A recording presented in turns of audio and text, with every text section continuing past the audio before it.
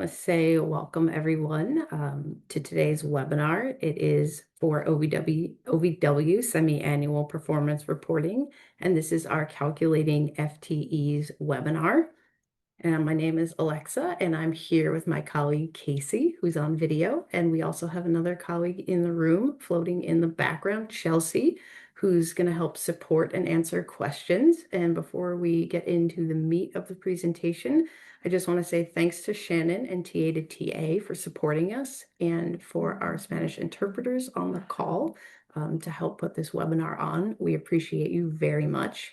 And you'll notice that we have the chat feature in the room going, and we're going to use that to post resources for everyone. So some links that we're going to be giving out. And if anyone had anything they'd like to say, like if you're having issues with sound or you didn't quite catch something, you can feel free to mention that in the chat. And I'd also like to note that if you look towards the bottom of your screen, you'll see something called a Q&A pod, and that is where you can send us, the presenters, direct questions, and they won't go to the rest of the group. They will just come to the hosts, and we can answer your questions directly. You're also welcome to put questions into the chat, but they will go to everyone in the room. So if you're more comfortable, you can send a direct chat or direct question to us. And so with that, we can get into the presentation. So who are we? So Casey and I and Chelsea, we work for VAWA MEI, and if this is a new name for you all, that is the Violence Against Women Act Measuring Effectiveness Initiative. And we call ourselves, we like to say we're your partners in performance reporting. We ourselves are OVW grantees. We have a Technical Assistance Award. And what we do is twofold, really. The first is that we support OVW and grantees with performance reporting. And we do that by providing things like today's training. We also put together resources like the FTE calculator that we're going to be going over today. And we have a number of other resources that we have for you that we will direct you to that are for performance reporting that we host on our website. And we also offer one-on-one technical assistance through the phone, through Zoom, through email, and we will provide all of that contact information to you at the end of this PowerPoint. And one thing that I neglected to mention at the beginning of the slideshow is that we will send the materials to everyone after the presentation today. So I will be able to gather all of the emails for the attendees from Shannon and be able to email out the slides in both English and Spanish to all of the attendees, most likely tomorrow. So everyone will have a copy of the slideshow, and we are also recording today's session, and I will have that from TA to TA, I think hopefully next week. So we will be posting a recording of this session today on our website. So I just want to let everyone know that you will have today's session as a resource for your performance reporting and calculating FTEs. And so aside from supporting with performance reporting, we also aggregate the data that is reported in these performance reports, and we put that into reports that we report out on behalf of OVW to demonstrate what we say is the impact and effectiveness of all of these VAWA-funded programs.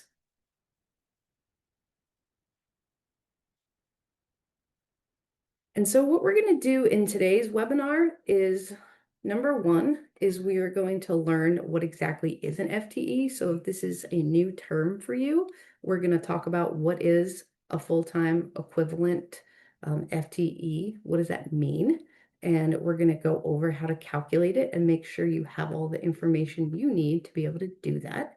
We're going to practice calculating FTEs. So we're going to give you some sample questions, and you can, do those calculations along with us and guess the answers to some questions that we're going to pose to you.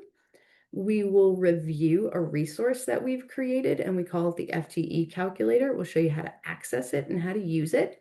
which is a quick way that we have put together for you to just input some information into an Excel workbook, and it automatically calculates FTEs for you.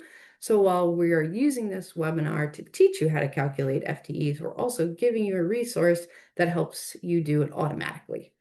And then we're also going to review available resources, general resources for performance reporting, and we'll direct you to resources for you to ask for help. So not just us, but other folks who are there to support you for all things related to performance reporting.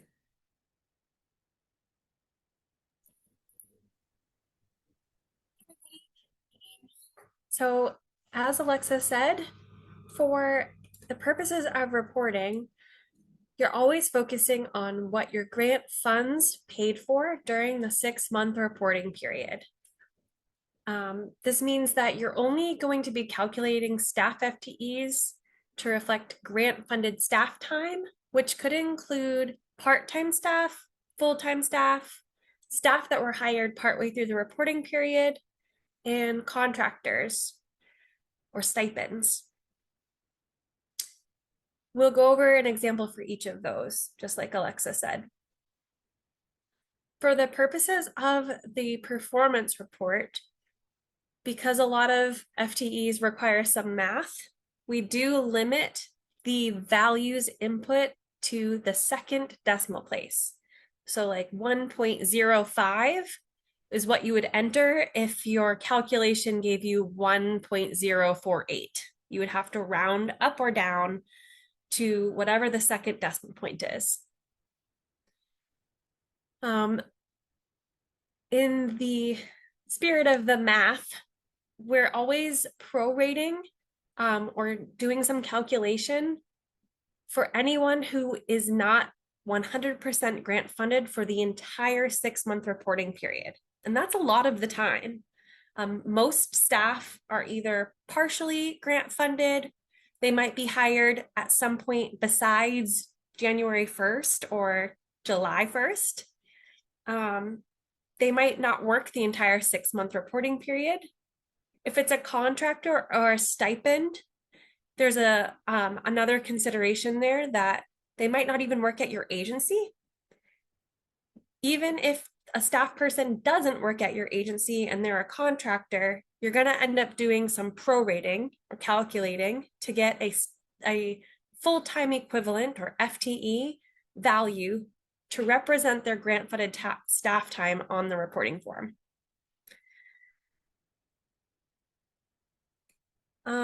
I see a quick question in the Q&A pod already, Alexa, and I am going to say this one out loud because it might apply to some folks on here.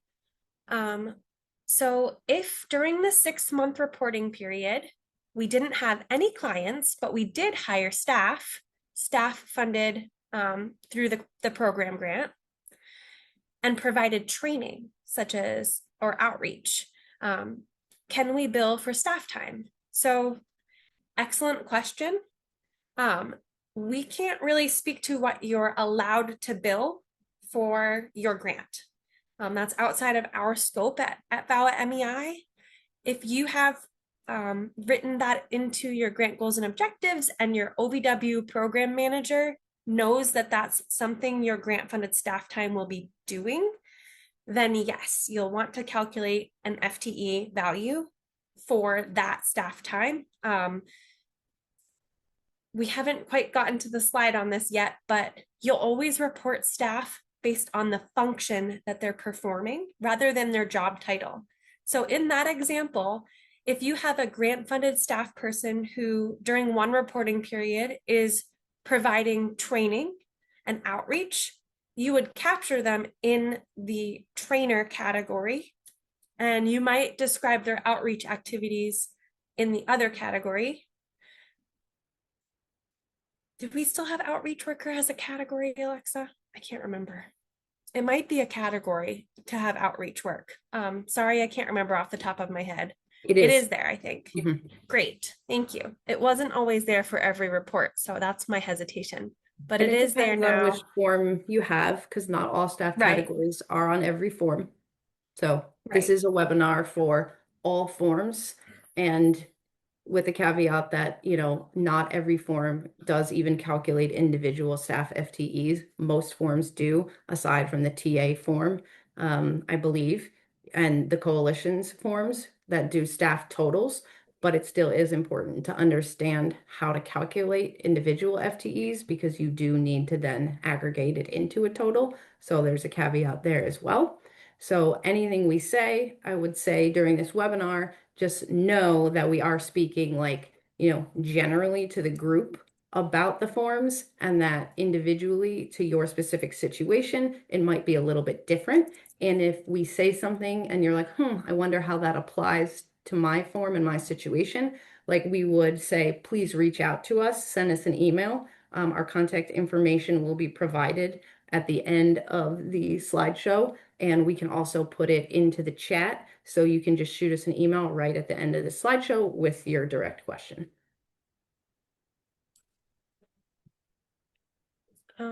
Just a quick second.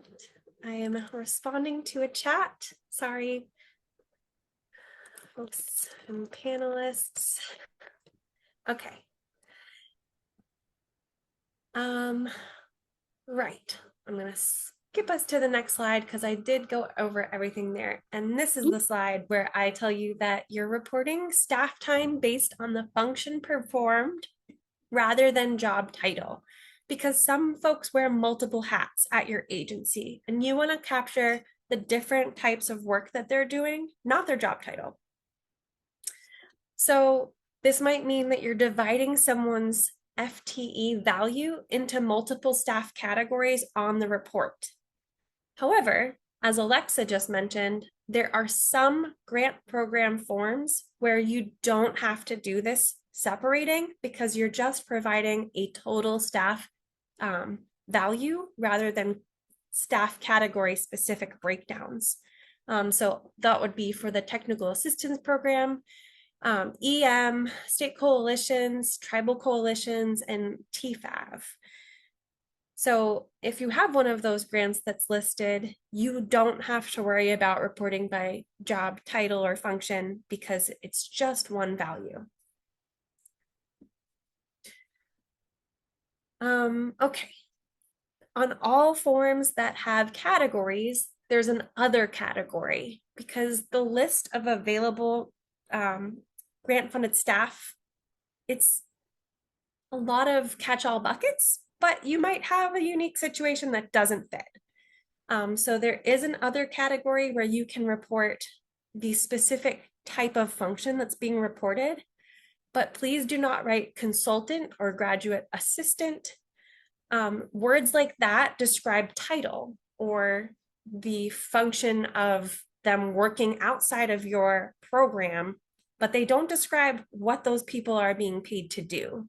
So if it's a consultant for best practices on training materials or something like that, write some kind of descriptor for that function. If it's a graduate assistant who's helping operate a hotline call, write hotline call staff. So there's a lot of different ways that that could go depending on your grant, but please always use other categories with clear descriptors so that your OVW program manager isn't confused about what you're doing. Okay. This is one of the slides that we provide that has a lot of text on it and a lot of numbers, and it is mainly to be a reference. And I will do my best to kind of orient everyone to the numbers that you see on the screen so that we can all have a baseline for understanding how the FTE is calculated. And so, to begin with, the reason for calculating the FTE in the first place is that the form is looking to kind of account for what the funds are supporting. And so if I'm funded, let's say with an LAV award and Casey's funded with an LAV award, and we are both working, and I work full time, so I'm working 40 hours throughout the entire reporting period. And Casey is working, let's say, half time. So she's 20 hours throughout the reporting period. And then we go to report staff time on the form. If we weren't collecting FTEs, so if we weren't doing full-time equivalents and we were just counting staff, we would report 2 staff supported with LAV funds. However, that's not really accurate to what the funds were supporting, because while the funds supported 2 individuals to work, our actual working time, our full-time equivalent time on the LAV award was only 1.5 FTEs because I was full-time and Casey was half-time. So we were 1.5 FTEs. And we'll get into how we calculate that. But I just wanted to make everyone aware that there is a real reason that we calculate FTEs. It's not just to be difficult or annoying. There is a reason we are working hard to figure these numbers out, is because the form is trying to account for what the funds are supporting, and FTEs are a big use of the funds. And so that's what this calculation is really about. And so once we kind of understand that, we can know that when we're aggregating FTEs for your agency, and then we do it for the agency over here and over here and over here, and then when we push all these numbers together, that's how we can push them together, is because everybody's reporting FTEs, not just the number of staff that work at the agency that's reported with the funds. And so the FTEs are really important to calculate. And it's important to know that you're calculating them accurately so that when we collect and aggregate the data, that it's consistent and accurate to the calculation. So we know that we're all reporting the same way, and we know that the funds are being reflected accurately to what they're supporting. And so based on that, the calculation that we are going to show you is based on a 40-hour work week. And I just want to mention that not all agencies have a 40-hour work week. And so we will touch on what you would do in a situation if your agency works on maybe a 35-hour work week or a 37.5-hour work week. You can basically change these calculations to fit your work week. And it's just as simple as changing, one number, and then the calculations will work based on your work week. So I just want you all to know that we're using 40 because that's pretty much the standard, but it can work for however your work week works. And so we have a 40-hour work week, and we all know that the reporting period is 6 months long for discretionary programs.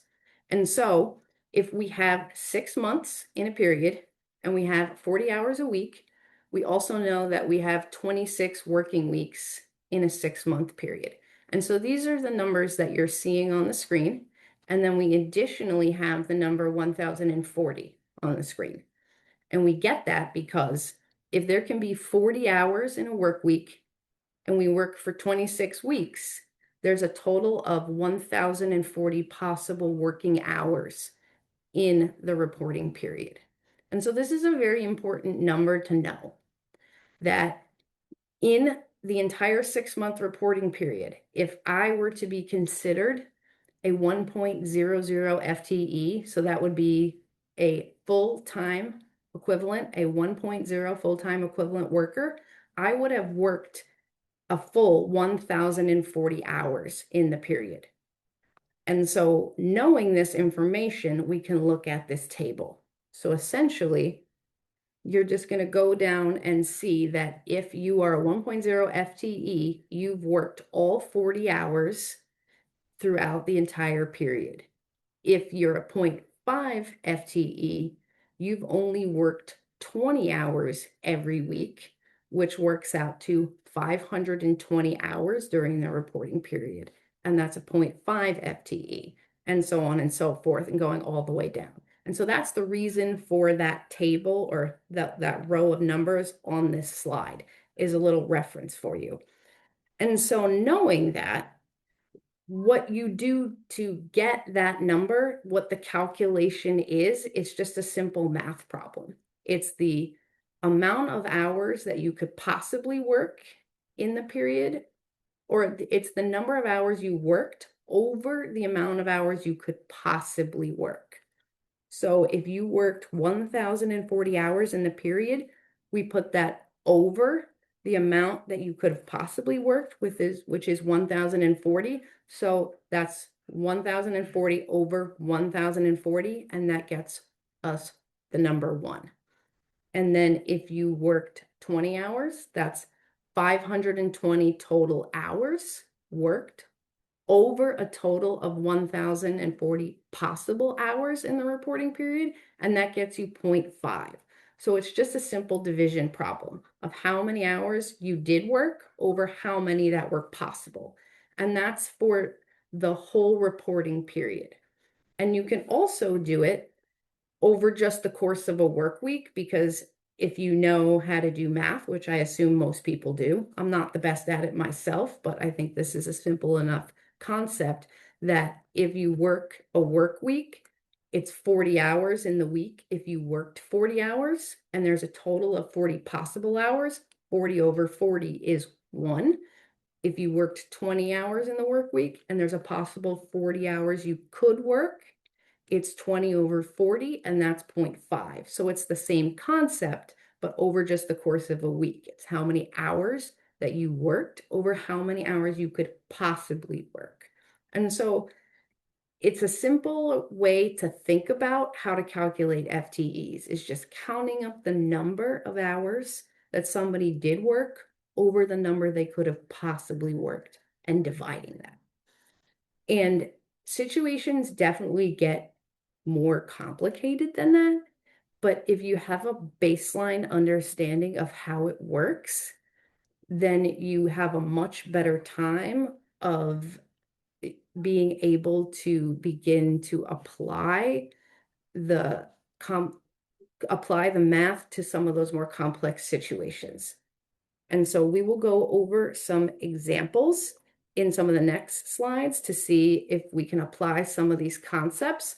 But before we do, I just want to say that if you have a 35-hour work week, instead of your denominator being 1,040, your work hours in a period are only 910, because you would take 35 hours times 26 weeks and you only get 910 hours. And if you had a 37.5-hour work week, your denominator would be 975 hours, because that's how many 37.5 times 26 is. So you can basically just take whatever your work week is, multiply that by how many weeks are in the period, and that's the denominator that you get to do all these calculations. And that applies also just to the work week calculation.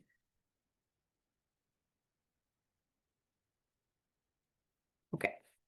So given that information, and given what Casey told us about how we report staff and how to report by function, job title, and stuff like that, and to only report grant-funded staff, we have a question. And if folks want to throw answers into the chat, you're welcome to. So this says your university received an OVW program grant for a full-time counselor whose salary is 75% funded by the grant, and another full-time counselor whose salary is 15% funded by the grant. So this kind of harkens back to when I gave the example of me and Casey both working on a grant, but we have different amounts of time that we are working. So what FTE would you report? So if we have someone who is 75% funded and then another person who's 15% funded, and then we have to take that and transfer it onto our performance report, what would we report? A 0.9 FTE, a 1.5 FTE, or a 2.0 FTE? Let me see if I can see my chat here. Okay. These are some brave people putting in some answers into the chat, and I like it.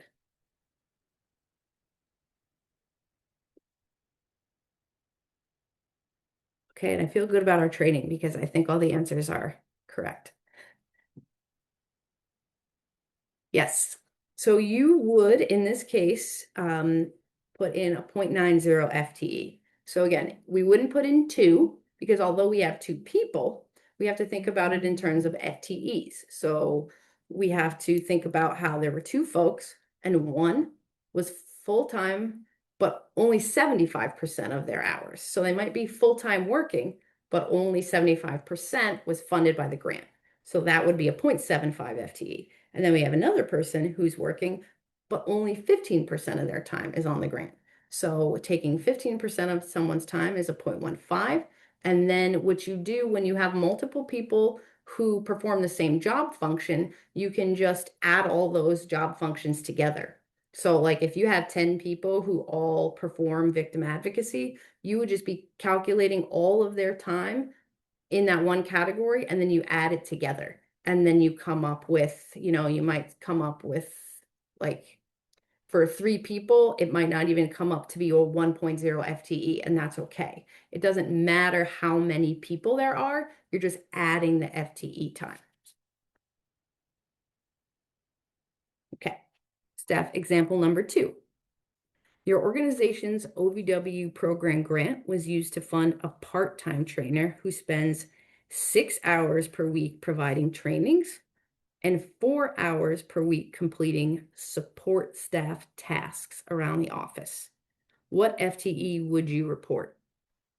So we can have a 0.25 FTE support staff.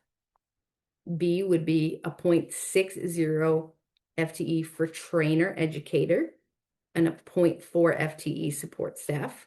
Or C, a 0.15 FTE for trainer educator and a 0.10 FTE support staff. So this one is getting at the fact that we have one person who is doing multiple things. And so we have to figure out how we report them.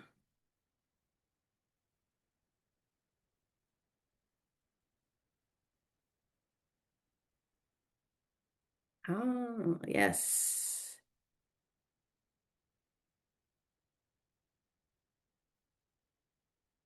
See folks putting some answers in the chat.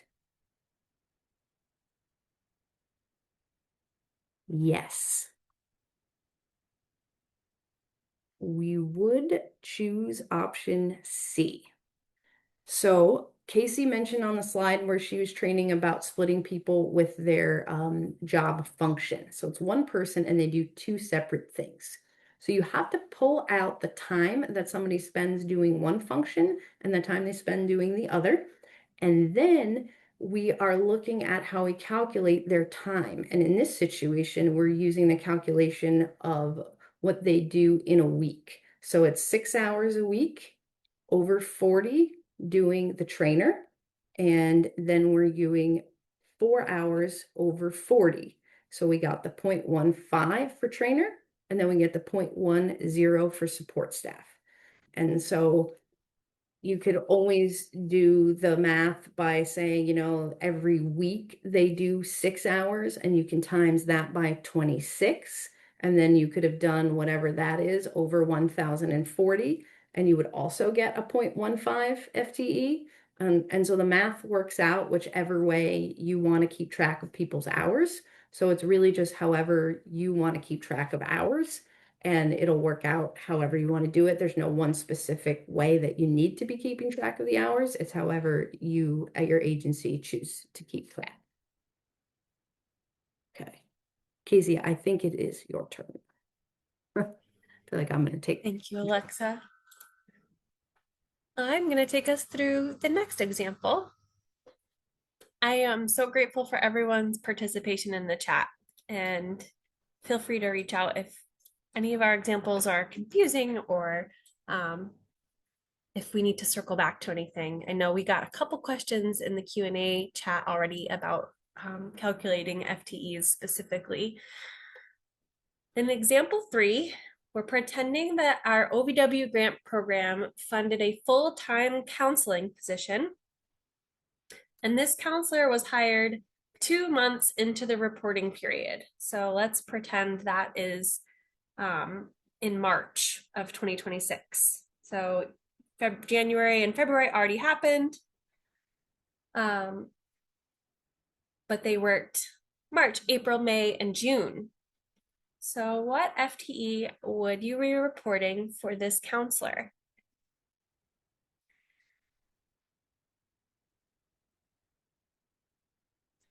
And as Alexa said in one of her examples she just did, the quickest way you might approach this is just based on months because we know they are 100% grant funded.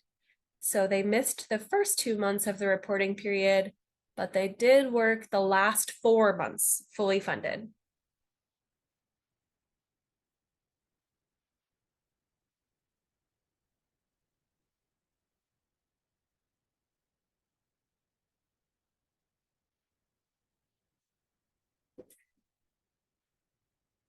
All right, some great guesses in the chat.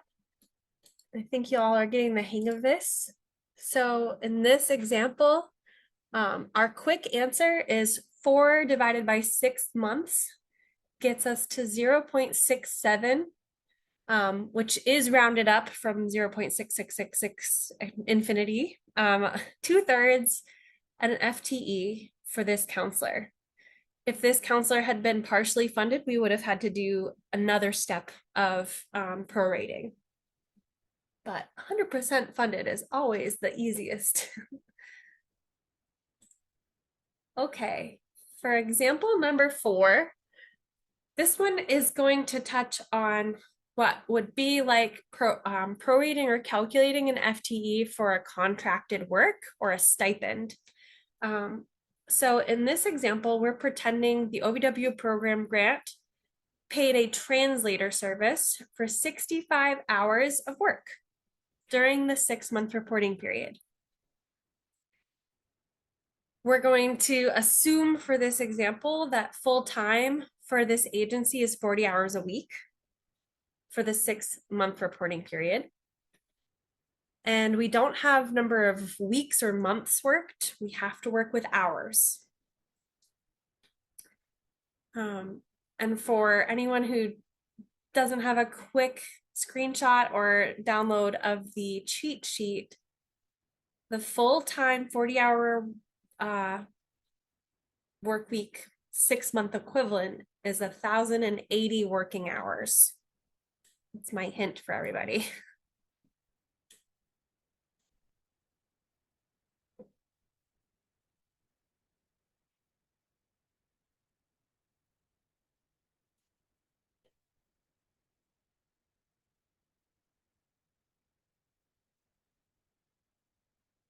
Nice job, folks. Oh, our champion's doing some math on a Thursday afternoon. All right, so for contractors and consultants, we're using, oh, I said 1,080, 1,040. Sorry, misspoke. Anyways, as you can see on the screen, the calculation for this would be to divide the total hours paid for by the grant and divide that by the total possible full-time working hours. So 65 divided by 1,040 is going to bring us to 0.06 FTEs for the translator category, even though this translator or translation service isn't housed under the grant program itself, and those staff work somewhere else and are paid by the grant, we still have to capture their funded time on our report.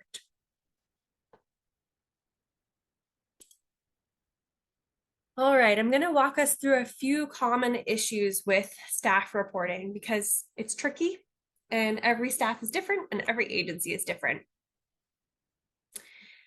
If you or a colleague are working on staff calculations and you notice something higher than 10-ish, and it's a nice, round, beautiful number, and it's maybe the same number of staff at your agency, that's a red flag. High numbers of FTEs in a single category even usually grant funds can't afford to pay for everyone at your agency to work there, which I wish that was the case, but it's just not very common. Some folks do have large grants, um, and you might be reporting on a lot of staff, but you always want to be doing the prorating based on who's not 100% grant funded for the entire 6 month reporting period. You never want to be reporting on the count of staff people, but prorating down to reflect staff time. Another common issue is we find that there might be confusion between job title and job function. So one way we can notice this is when a whole section of a report, such as the training section, is filled out, but there's no corresponding staff category for that section, like a trainer. It might be that you had a grant-funded staff person doing those trainings, but you put all of their FTE value under program coordinator instead. So you want to really think about splitting out staff time into the different categories to the best of your ability. If you know one grant-funded person spends 10% of their time doing trainings and the other 90% of their time doing program coordination, try to split your FTE value for that person into those two categories. The math will still be based on whatever they're grant funded to do and their grant funded time. You're just trying to make sure you capture their functions. A lot of our examples and questions are related to hire date or receipt of funds. We might notice in a grantee narrative that the grant funds were not released, but they still reported staff FTEs. And that's a red flag because if your grant funds weren't released, you didn't use them to pay for staff yet. So you want to always think about when someone started during the reporting period and prorate down, just like in our examples, where you might not have started working until March of 2026. And it will feel weird to consider January, February, and also the 4 months you worked. But the purpose of always reporting on those 6 months is so that your report and your calculations are comparable to all other grantee reports, which might not be important to you, but it is important to OVW for the purposes of aggregating and summarizing and advocating for grant funds at higher levels, like in Congress. So we want to make sure we're not over reporting, which is why we do all of these proration. That's not a word. Sorry. Okay. We always have resources on our website, and we wanted to plug a few here for anyone who comes out of today's webinar feeling like they might need a little more, or they want to access FTE supports at other times, like when you're ready to fill out your report. So we have frequently asked questions available on our website.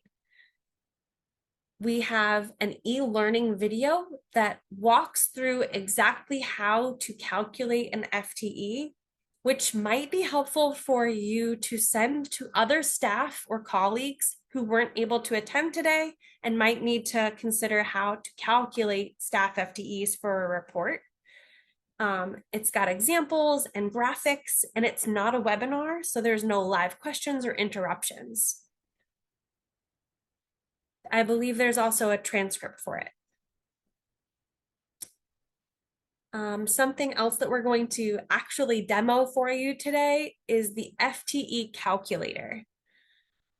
There is an accompanying introduction video for how to use it on our website. So if you think you're interested, but you know that what we demo today isn't going to stick and you'd rather have the demo live with you while you're trying to use it on your computer, you can access the introduction video for that tool and the tool. Probably either on the same page or linked between pages right on our website. And we'll show you how to use that today because it's pretty neat. I think Alexa is the one who designed it. All right. So I'm going to pass it to Alexa, and I'm actually going to stop screen sharing because this is just a picture, and Alexa's going to show us the real thing. Thanks, Casey. Thanks. Okay.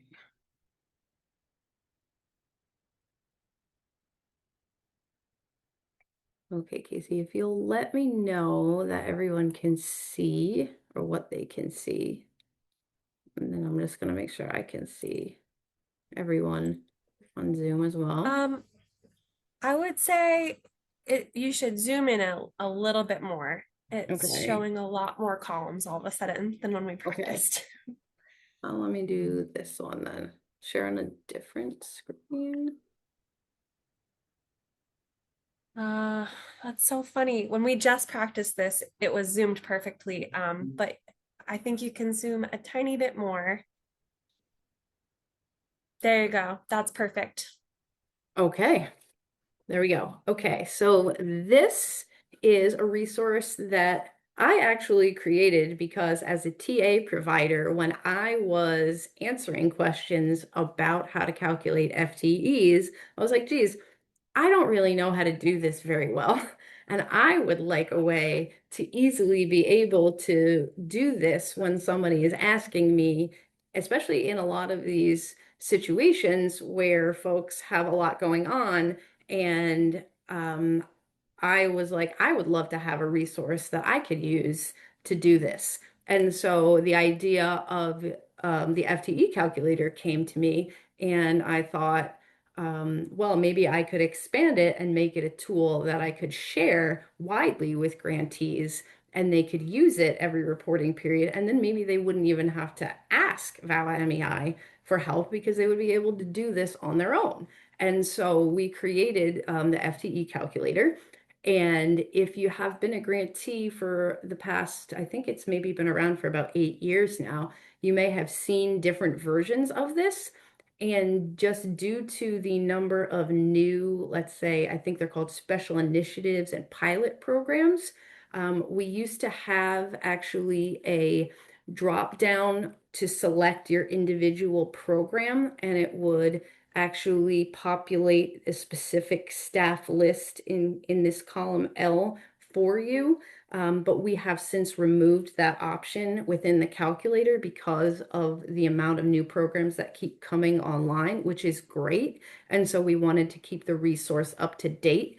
And so we now have a calculator that just has all of the staff listed for all of the programs. So if you look on this list and you see things that aren't on your form, that is okay. They are there because they just exist as staff categories on other forms. And so that's just something I wanted to point out because some grantees may be looking at it and thinking, oh, this is different. And it's true, it is different. And so that's just one caveat that I wanted to mention for folks who have used this before. And so before I get into it, I just want to say this is an Excel workbook, and it is a file that can be downloaded from the VAWA MEI website. And we can probably put a link directly in the chat to our website. And if Chelsea wants to grab that right now, so folks can actually get the link right now to where you can click to download this file and you can save it to your desktop. And we just advise if you would like to use it, every period you can download a brand new copy, save it to your desktop and open it up. And if you're not familiar with Excel, I'll just quickly go through a few things to note about it and about how this workbook, and that's what an Excel file is called, a workbook, how this workbook functions. We have within the workbook 2 sheets. Each of these tabs is called a sheet. And so we have an FAQs. So the FAQs that Casey was mentioning that are on our website are actually also found within the FTE calculator.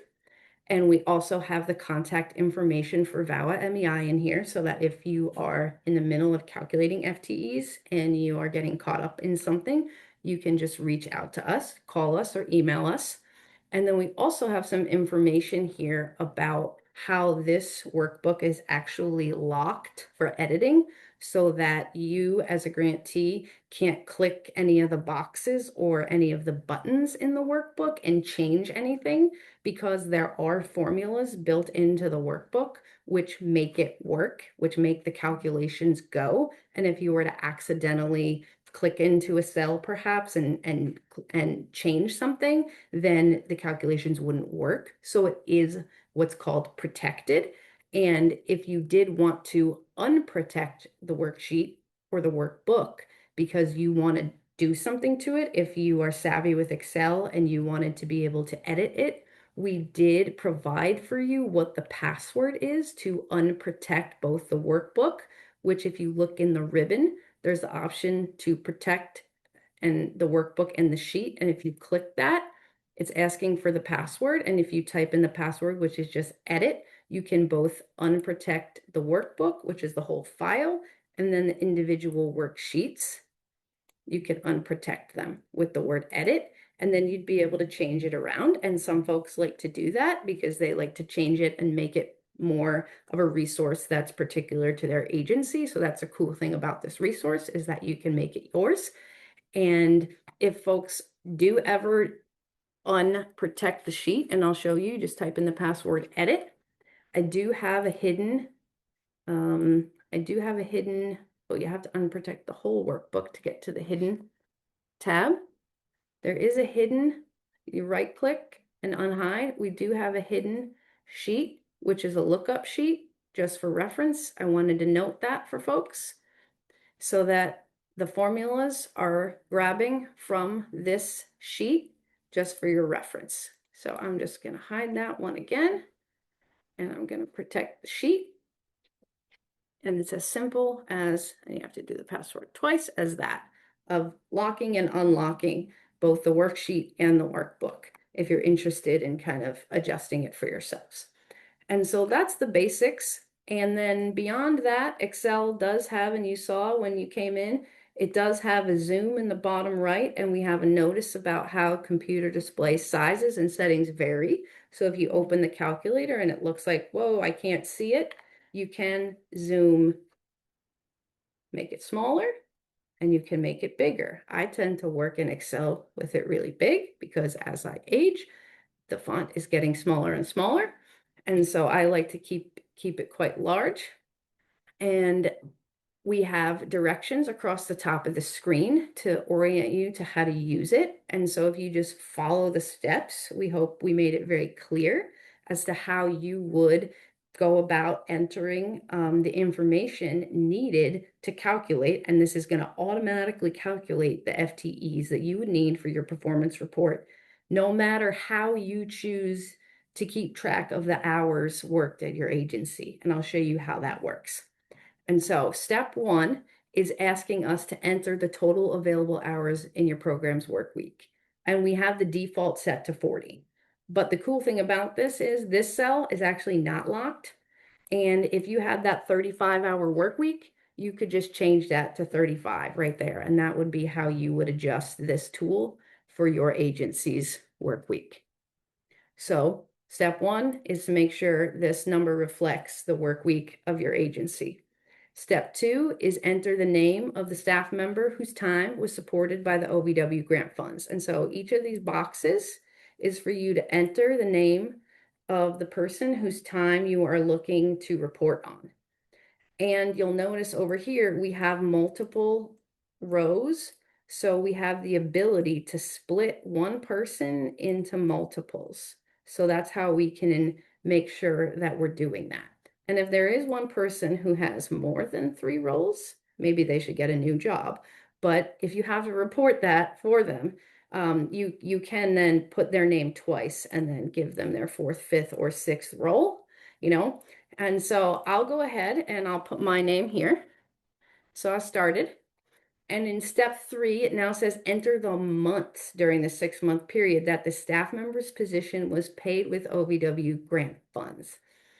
Months can be input out to 2 decimal points, for example. So like if someone did work maybe like 3.5 months or something like that, you do have the ability to dial that in. So the normal reporting period, we'll work with like a 40-hour work week. We'll do 6 months. We'll do like full time first, and then the next person we put in, I'll show you how it works with, prorating for the months and stuff like that. But the first person will go the full 6 months. And there are these little pop-ups here that kind of give you more information about how it wants you to put in the data. And now it's telling us in step 4 to use the drop down. And in Excel, whenever there's a drop down, it's like these little boxes. There's like a little caret that it wants you to click that opens the drop down. And so it says use the drop down list to select the function the staff member performed while supported with your OVW grant funds during the period. If this person performed in multiple roles, please use the additional cells to select all the functions that apply. So I'll say attorney, and I was also working part-time, let's say, as a trainer. And so step 5, now that I've selected my job functions, is asking me to use the drop-down list to select the method that we will use to report our time. And so the FTE calculator provides you 3 methods that you can select from. So it's going to ask me, was I keeping track of the amount of hours that somebody worked per week, the total hours they worked in a period, or the percent of time that they worked on the grant? And so just to start off, something really easy, let's say hours worked per week. So as an attorney on the grant, I worked, and step 6 says enter the number associated with each grant funded function below based on the method that you chose. Oh, and this says chosen in step 6. That should actually say chosen in step 5. If you select percent of time, enter as a whole number without the percent sign. So in step 5, I have hours per week, and I'm going to say that I worked 20 hours a week as an attorney. And so immediately, if we look over to the right, and Casey, can you give me like a thumbs up, or anyone, that people can see this column M on the screen share? Yep, Yep, it's showing. cool. Great. So it automatically put in, and we know this to be true, that if somebody worked for 40 hours, 6 months, 20 hours a week, we got 0.5. And then if I go trainer, hours worked per week, I did 10. And I go down my list, I got 0.25. And now I got to input my next person is Casey. Casey, she came on 2 months she came on 4 months into the period. So she only worked for 2 months. And if Casey worked as a child advocate, and she worked for, let's just show you that she worked hours worked per week, she worked 40 hours. So it was like Casey was working full time, but she only worked for 2 months. So we wouldn't expect to see a 1.0 FTE, right? And that's true. The FTE calculator is giving us a 0.33, and that's great. And now let's take Shannon. She worked for 6 months, and we know that she was doing maybe some translation for us. And we know that she just worked she did like 500 hours for us. And so we don't even know what that is. Let's see what it just turns out to be. She was a 0.48 FTE for us during the period. So the FTE calculator is just going to be able to just do this for you based on whatever you input, as long as you're keeping track. And so you can use this. And for those people who have a grant that wants the total, you can just use this and input it as a table. And then you can just take that total and put it in the total box. And so that's the FTE calculator. And Casey, if you want to pull up, yep, we have like a few more minutes here, and we're wrapping up our slideshow with just the resources Yeah. that we have for you all to call for help. To call for help. Yeah. Yeah, so who do you call for help? It's going to depend on what question you have. Um, if you have questions related to technical supports with your Just Grants account, like you can't log in or you can't figure out where to submit your report, you're going to have to reach out to Just Grants directly. We recommend making sure you know how to log into Just Grants at your agency. There's usually one person, maybe two at your agency who should have an account login.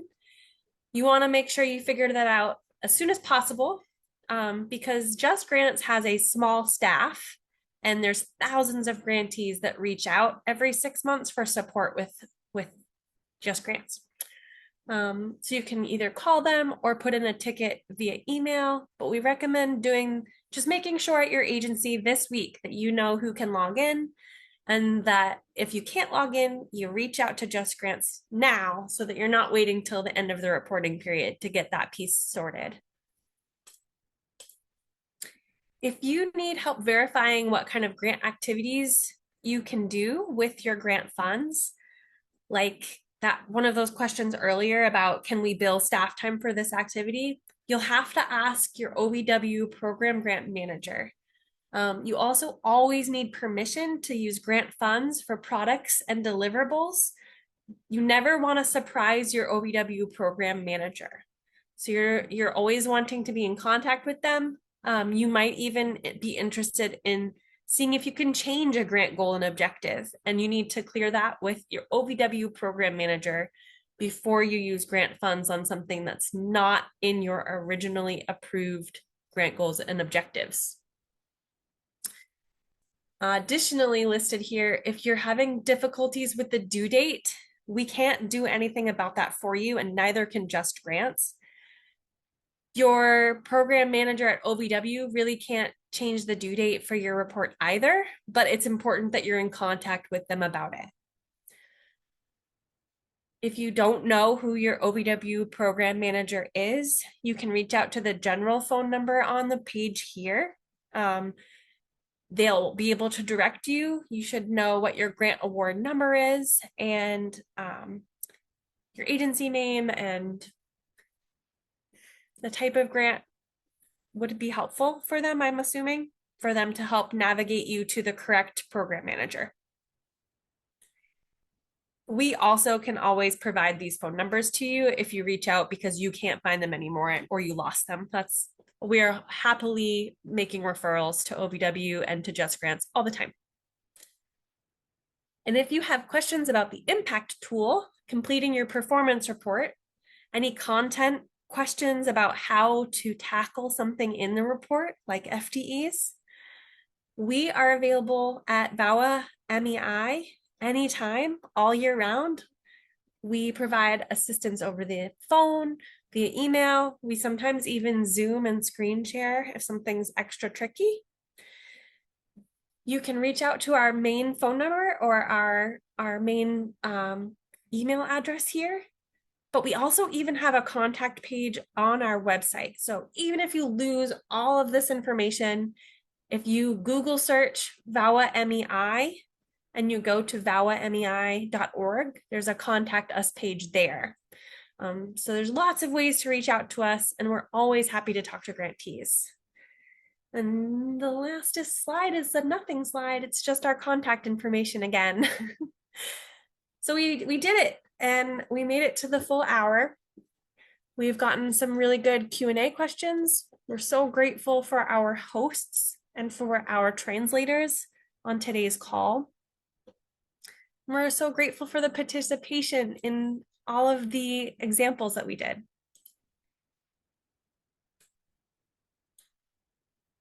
I see one question in the chat that one of my colleagues is answering as well.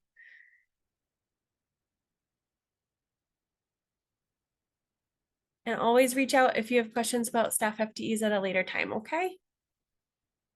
Thank you, everyone.